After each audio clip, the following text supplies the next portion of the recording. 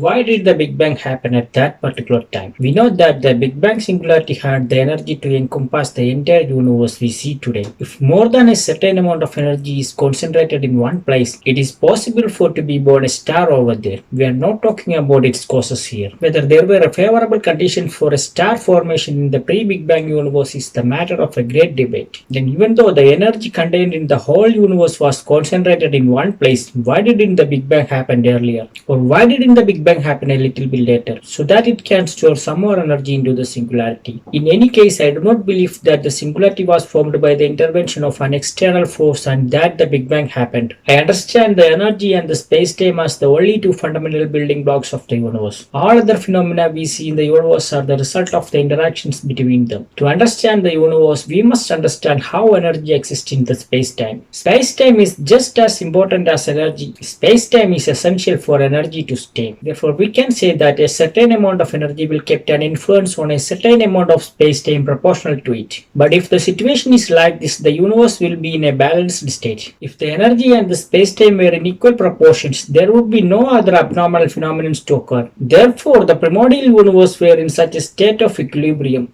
Not even the Big Bang Singularity would have been created. If the distribution of energy and the space-time were in equal proportions, each particle in the primordial universe would be distributed at equal distances. Then the primordial particle will never be able to interact with each other to form the Big Bang Singularity. So there must be an unbalanced situation in the primordial universe. The biggest evidence of this is the formation of the Big Bang Singularity and the subsequent Big Bang. That's why in the primordial universe, the amount of space-time or energy must have been greater than any one of these two. If the amount of space-time is little more or less, it will create an imbalance over there. Then we can see that the two primordial particles share some parts of their space-time as common. This makes the interaction between these particles much smoother. The greatest evidence of this is that we have already realized the opposite property of this. We have already understood that atoms can form a system by sharing electrons with each other. Even if we can see it in the formation of the molecules also. Everything that happens in the universe will be explained